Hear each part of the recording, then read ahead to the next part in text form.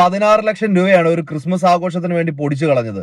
കേക്കിന് വേണ്ടി മാത്രം ഏകദേശം 1,20,000 രൂപയോളമാണ്. കിലോയ്ക്ക് 500 രൂപ വെച്ച് കണക്ക് കൂട്ടിയാൽ പോലും 120 കിലോയോളം കേക്കാണ് തിന്നു തീർത്തത്. ഇനി ക്ഷണിക്കാനായിട്ട് ഉണ്ടാക്കിയ കത്തിന് 11,000 രൂപ. അണ്ണാ, ഒരു വാട്സപ്പ് ഗ്രൂപ്പ് ഉണ്ടാക്കി ഗ്രൂപ്പിലൂടെ കുറച്ച് മെസ്സേജ് എങ്കിലും അയച്ചാൽ പോരായിരുന്നോ? ഇപ്പൊ കാശില്ലാത്ത സമയത്ത് നമുക്ക് 11,000 രൂപ ലാഭിക്കത്തില്ലായിരുന്നോ? ഇനി എനിക്കൊരാഗ്രഹം, അടുത്ത ജന്മത്തിലെങ്കിലും ഒരു പൗരപ്രമുഖനായിട്ട് ജനിക്കണം. എന്ത് തെറ്റ് ചെയ്താലും പ്രമുഖൻ എന്നുള്ള ആ ഒറ്റ പേരിൽ നമ്മുടെ പേര് ചീത്തയാകണ്ടിരുന്നോളും. ഇതിൽ ഏറ്റവും വലിയ കോമഡി എന്ന് വെച്ച് കഴിഞ്ഞാൽ, ചോദിക്കുന്നത് എന്തിനു ചോദിച്ചാലും കേന്ദ്രത്തിൽ നിന്ന് കാശില്ല, പെൻഷൻ കൊടുക്കാൻ കാശില്ല, അവിടെ നിന്ന് കാശില്ല, ഇവിടെ നിന്ന് കാശില്ല, എല്ലാം കേന്ദ്രത്തിൽ നിന്ന് കിട്ടണം. ഇങ്ങനെ നശിപ്പിക്കുന്നതിനൊന്നിനും ഒരു കണക്കുമില്ല, കയ്യുമില്ല. പാമ്പടിച്ച അണികൾ വീട്ടിൽ കഞ്ഞി വെക്കണം എന്നുണ്ടെങ്കിൽ സപ്ലൈക്കോയിലോട്ട് ഓടിച്ചെന്ന് കഴിഞ്ഞാൽ അവിടെയാണെങ്കിൽ ഒരു കോപ്പും ഇല്ലതാനും, അതിലും കാശില്ല.